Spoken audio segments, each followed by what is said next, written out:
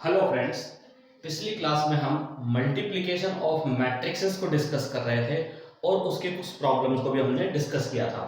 आज हम उसी टाइप की प्रॉब्लम्स को डिस्कस करेंगे और आगे के क्वेश्चंस करना चाहते हैं। उसमें एक क्वेश्चन यहाँ पर लिखा हुआ है, if a equals to this then find a raise to the power 16। Matrix a दे रखा है और उसकी पावर 16 कैलकुलेट करनी है। अब देखिए, इस तरह के क्वेश्चन में हमेशा क्या होता है, आपसे पावर 16 पूछी है, इसका मतलब ये नहीं कि आप इसको 16 टाइम्स मल्टीप्लाई करेंगे ना, इतनी बार मल्टीप्लाई नहीं करना पड़ेगा आपको, एक या दो बार, आपको दो या तीन बार मल्टीप्लाई करना पड़ेगा, फिर कोई ना कोई सीक्वेंस बन जाती है। देखते हैं, हम सबसे पहले ए स्क्वायर कैलकुलेट करते हैं, देखते हैं क्या आता है। 0 0 4 0, इसको मल्टीप्लाई कर देंगे 0 0 4 0 से, करके देखते हैं ए स्क्वायर कितना आता है। A square equals to row by column, 0 into 0 0 into 4, तो 0 आएगा, 0 into 0 plus 0 into 0 0, 4 into 0 plus 0 into 4 0, this into 0 0 into 0 0। देखिए बच्चों, ए स्क्वायर जो है एक जीरो मैट्रिक्स आ गया। अगर ए स्क्वायर जीरो आ गया तो अब आप इसकी कितनी भी पावर्स आगे कैलकुलेट करेंगे तो वो भी कितनी आएगी, जीरो आएगी। ए की पावर 16 कितना हो जाएगा, ए स्क्वायर इंटू ए की पावर 14। अब क्योंकि ए स्क्वायर जीरो है तो जीरो मैट्रिक्स से कोई भी मैट्रिक्स मल्टीप्लाई होगा तो आपको क्या मिलेगा, जीरो मैट्रिक्स ही मिलेगा। क्लियर? तो ये आपका क्वेश्चन सॉल्व हो गया। तो ज्यादा पावर अगर आ जाए तो उससे घबराने की जरूरत नहीं है, क्योंकि उसमें कुछ ना कुछ ऐसा जरूर दिया होगा, कुछ ना कुछ ऐसी बात जरूर होगी कि वो आसानी से सॉल्व हो जाए। ठीक है, नोट कर लीजिए आप इसको। फिर हम अगला क्वेश्चन करते हैं। नेक्स्ट क्वेश्चन में लिख देता हूं। अगला क्वेश्चन क्या है बच्चों, find matrix A such that such that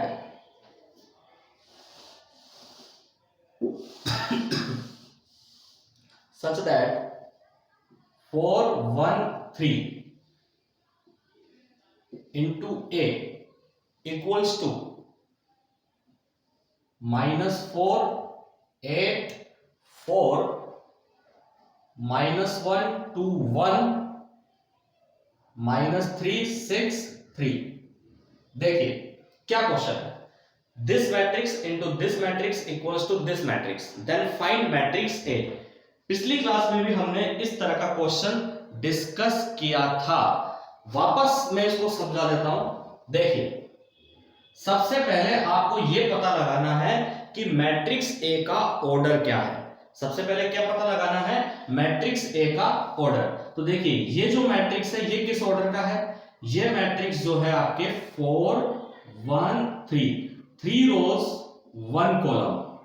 ए का ऑर्डर हमें नहीं पता तो m बाय n मान लेते हैं। और ये जो मैट्रिक्स है -4 8 4 -1 2 1 -3 6 3, ये आपके आ रहा है 3 बाय 3 ऑर्डर का। तो अब आपको ऑर्डर पता लगाना। देखिए, दिस मैट्रिक्स ए भी एक मैट्रिक्स है, in this matrix into this matrix, अगर ये मैट्रिक्स पॉसिबल है तो m इक्वल्स टू कितना आएगा बच्चों, 1।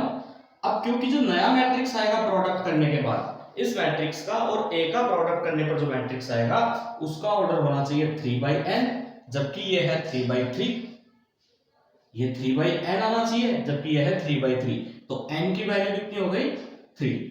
यानी कि ऑर्डर ऑफ मैट्रिक्स ए, इससे क्या बात पता लग जाती है, clearly order of matrix A is 1 by 3, 1 by 3, 1 by 3 order का होगा।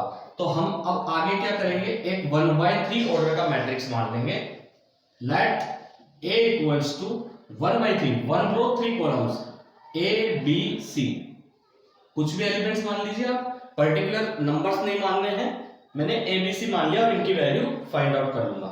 नाउ अब क्या होगा साहब, दिस इंटू ए, यानी कि 4 1 3 इंटू ए बी सी, और ये इक्वल आ रहा है आपके -4 8 4 -1 2 1 -3 6 3k। ठीक है, अब अपन इन दोनों का प्रोडक्ट करके इससे कंपेयर कर देंगे तो आपको एबीसी की वैल्यूज मिल जाएगी। ठीक है, कैसे करना है, मल्टीप्लाई करेंगे तो ये 3/3 का आएगा, ये 1/3 है, सॉरी 3/1 और ये है 1/3, तो 3/3 का आएगा। कैसे आएगा, दिस, ये इसकी पहली रो, उसमें एक एलिमेंट है, इसके कॉलम में एक एलिमेंट है, तो इसकी रो और इसका कॉलम, ये रो और ये कॉलम जब मल्टीप्लाई होंगे तो 4 इंटू ए, सिर्फ एक एलिमेंट आएगा 4a। हो गया, फर्स्ट रो फर्स्ट कॉलम दोनों में एक एक ही एलिमेंट है, इसलिए एक ही बार मल्टीप्लाई हुआ, आगे ऐड नहीं होगा। फिर ये first row second column, first row second column 4b, first row third column 4c। Clear, अब सेकंड रो फर्स्ट कॉलम, क्योंकि रो और कॉलम में एक एक एलिमेंट है, इस रो में एक ही एलिमेंट है, इसके कॉलम में एक ही है, तो एक ही बार मल्टीप्लाई होगा, आगे ऐड नहीं होगा। तो 1 into A 1 into B 1 into C. अब this into, sorry this row into this column 3a, this row into this column 3b और 3c। तो ये आपके इक्वल आ जाएगा -4 8 4 -1 2 1 -3 6 3। आप कंपेयर कर ले, कंपेयर करने पर आपको एबीसी की वैल्यूज मिल जाएंगी। एबीसी की वैल्यूज क्या हो जाएंगी, मैं यहां लिख देता हूं। आप किसी भी रो को कंपेयर कर लीजिए, फर्स्ट रो को फर्स्ट रो से, सेकंड रो को सेकंड से, किसी से कर लीजिए, सेम वैल्यू आएगी। a इक्वल्स टू, इस a इक्वल्स टू आएगा -1, b इक्वल्स टू आपके पास आएगा 2 और c इक्वल्स टू आएगा 1। एबीसी की वैल्यूज आ गई, तो आपके पास मैट्रिक्स ए भी आ गया। तो मैट्रिक्स ए क्या हो जाएगा, -1 2 1। इस तरीके से ये क्वेश्चन सॉल्व हो गया, नोट कर सकते हैं।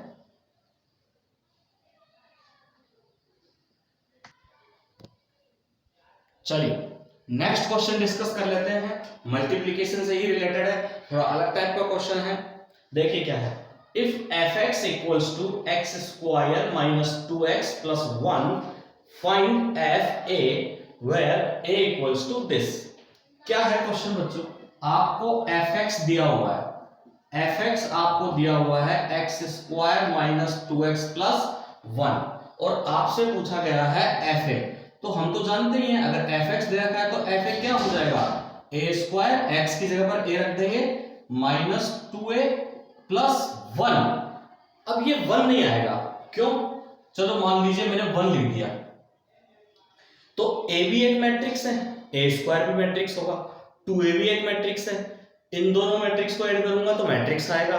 फिर मैट्रिक्स में 1 को कैसे ऐड करूंगा, किसी मैट्रिक्स में किसी स्केलर क्वांटिटी को ऐड नहीं किया जा सकता, हमने अभी तक नहीं पढ़ा है। किसी भी मैट्रिक्स में किसी स्केलर क्वांटिटी को ऐड करना, मैट्रिक्स में 1 ऐड कर दो, ऐसा हम नहीं कर सकते, मल्टीप्लाई जरूर कर सकते हैं, इसलिए ये 1 नहीं आएगा। इस 1 की जगह पर आता है बच्चों i, इस बात का ध्यान रखें, इस कांस्टेंट टर्म 1 की जगह पर आता i, अगर यहाँ 2 होता तो आता 2i, 3 होता तो आता 3i, इस बात का आपको ध्यान रखना है। यानी आपको a square minus 2a plus i calculate करना है, तो अब तो बहुत ही आसान हो जाएगा। आपको सबसे पहले a स्क्वायर कैलकुलेट करना पड़ेगा, a स्क्वायर। तो a स्क्वायर के लिए आप इस मैट्रिक्स को a से मल्टीप्लाई कर देंगे, दोनों 3/3 के हैं तो नया मैट्रिक्स भी 3/3 का ही आएगा। रो बाय कॉलम मेथड से आप a स्क्वायर कैलकुलेट कर लें, ये रो ये column, 0 into 0 plus 1 into 4 4 plus 2 into 0, तो 4 आएगा only. Clear, row by column, इस रो में 3 एलिमेंट, कॉलम में 3 एलिमेंट, पहला पहले से, दूसरा दूसरे से, तीसरा तीसरे से और ऐड कर देना है। ऐसे ही रो 1 कॉलम 2, 3 एलिमेंट है, तो पहला पहले से 0 प्लस 5 प्लस 4 यानी कि 9, this into this, row 1 column 3 0 into 2 1 into 0 plus 2 into 3 6। ये हो गया आपके पहली रो का मल्टीप्लीकेशन। अब second row first column, second row first column, this into this 0 20, this into this 4 25 29, this row this column 4 2 जा 8 0 0। अब रो 3 कॉलम 1 0 8 0 0 10 6 0 0 9। ये आपका ए स्क्वायर आ गया। प्रैक्टिस करें मल्टीप्लीकेशन की, फास्ट हो जाएगा एकदम। Now A square minus 2a plus I equals to this, ये ए स्क्वायर हो गया माइनस 2a, 2 को इससे मल्टीप्लाई करना है तो आप यहां प्लस लिख करके इसको -2 से मल्टीप्लाई कर ले। बताया था हमने, -2 से मल्टीप्लाई कर ले, -2 -4 -8 -10 0 0 -4 -6 प्लस आई। तो अब आइडेंटिटी किस ऑर्डर का लोगे? 3/3 का है तो 3/3 का ही लेना पड़ेगा।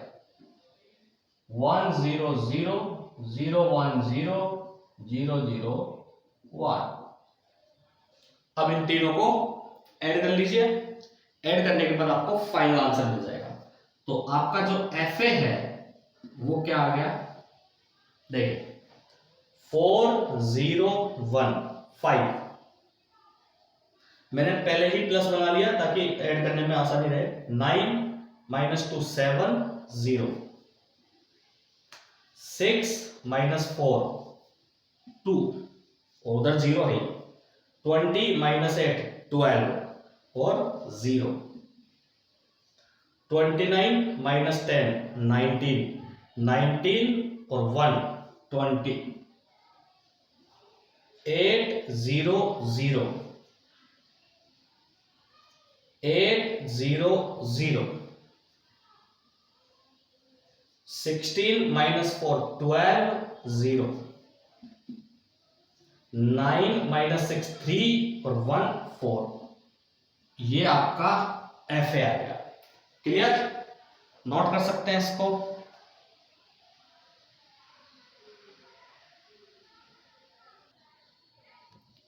चलिए नेक्स्ट क्वेश्चन डिस्कस कर लेते हैं हम इसका। देखिए क्या क्वेश्चन लिखा हुआ है, if a equals to this matrix, prove करना है कि a is the root of polynomial fx। क्या प्रूव करना है कि a इस पॉलिनोमियल का रूट है एंड यूजिंग दिस, इसका यूज करते हुए आपको a की पावर 4 फाइंड आउट करना है। किसका यूज करते हुए? कि ये इसका रूट है। ठीक है, रूट का क्या मतलब हुआ बच्चों? देखिए fx है x² - 4x - 5। अगर fx का रूट a है तो हमें क्या प्रूव करना है?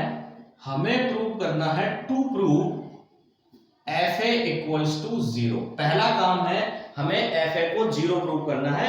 अगर a इसका रूट है तो fa को 0 प्रूव करना पड़ेगा। अब fa क्या आएगा बच्चों? fa आएगा a² - 4a - 5y। अभी भी बताया था।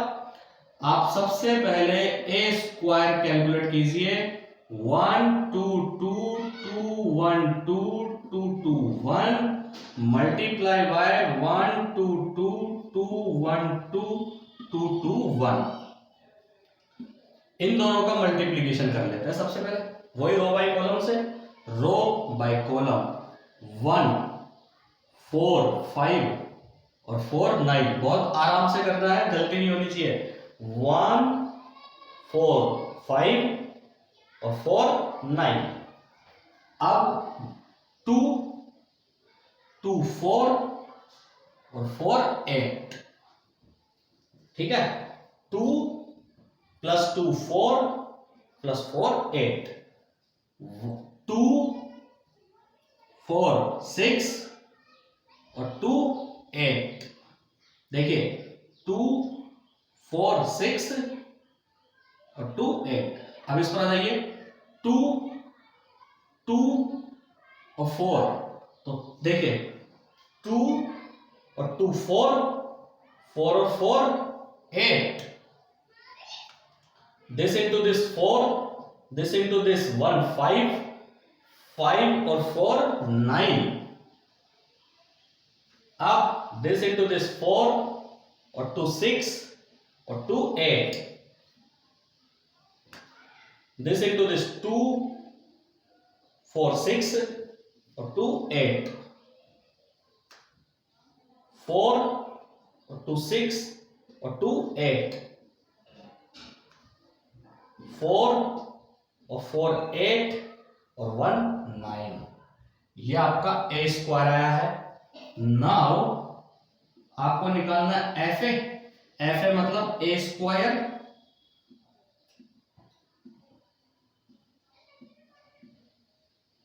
ये आपका ए स्क्वायर हो गया -4 है, तो मैं यहां प्लस लिख रहा हूं, माइनस की जगह मैं लिख रहा हूं प्लस, और -4 का मल्टीप्लाई इसमें कर देता हूं। -4 का मल्टीप्लाई करके लिखो -4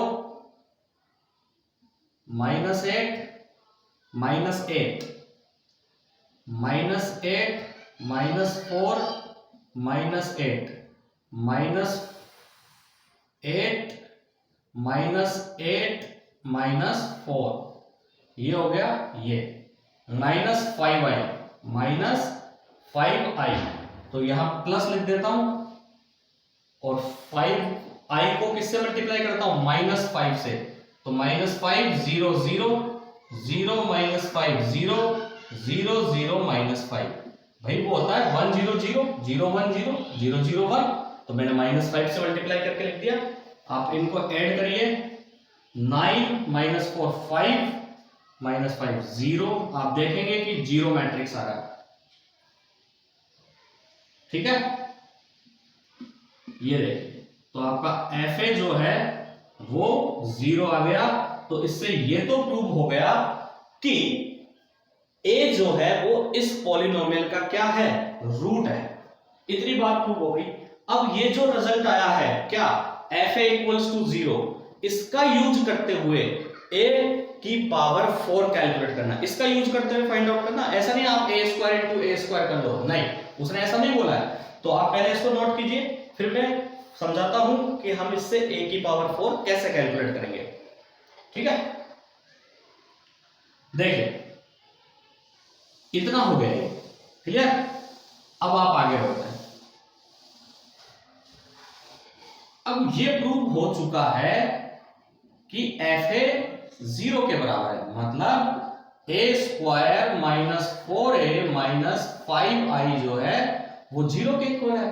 यानी कि ए स्क्वायर जो है वो 4a + 5i के इक्वल है। ये दोनों तो चले जाएंगे, हो गया।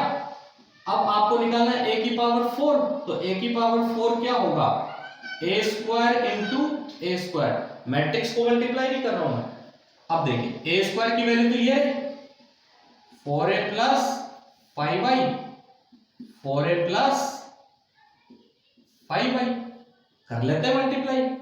कितना आता है 16 a square + 20 ai + 20 ia + 25 i square. Clear. अब आगे समझिए, 16 a स्क्वायर को वापस ये रख दो 4a + 5i, ताकि पावर जो है वो रिड्यूस होते रहे। यानी a की पावर 4 जो है वो a की टर्म्स में आ जाएगा अभी। अब देखिए a इंटू आई ए होता है, पढ़ा था हमने प्रॉपर्टीज में, और i इंटू ए भी a ही होता है। तो 20a + 20a कितना हो गया 40a, 40a + 25 i स्क्वायर भी i के बराबर होता है, ये भी अपने प्रॉपर्टीज में ही पढ़ा था। अब आप देखिए ये हो गया 48a और ये हो गया 40a, तो कितना हो गया 48a और 40a कितना हो गया 40 40 80 88a।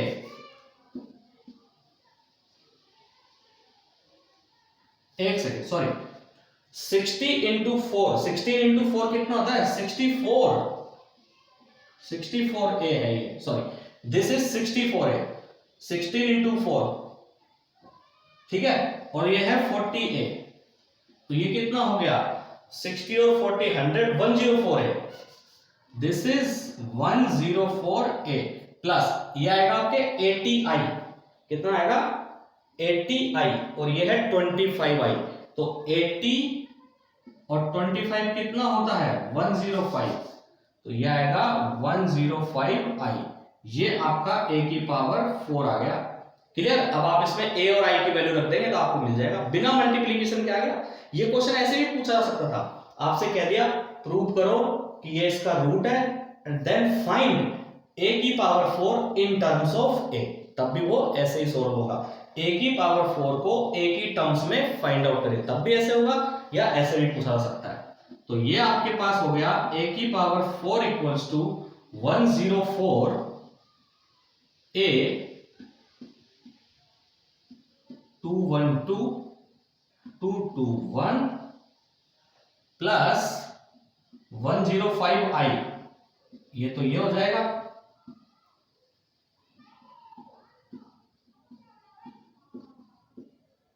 ये हो गया आपके a की पावर 4। अब आप इसको और कैलकुलेट कर लें,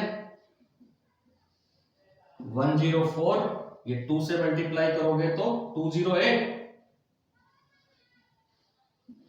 208 208 104 208 208 208 104 और इसमें ऐड कर लीजिए 105 0 0 0 105 0 0 0 105, इनको ऐड करके फाइनल आंसर आप कैलकुलेट कर ले कि a की पावर 4 कितना आएगा। ठीक है, कर सकते हैं ऐड, कोई दिक्कत आएगी इसमें?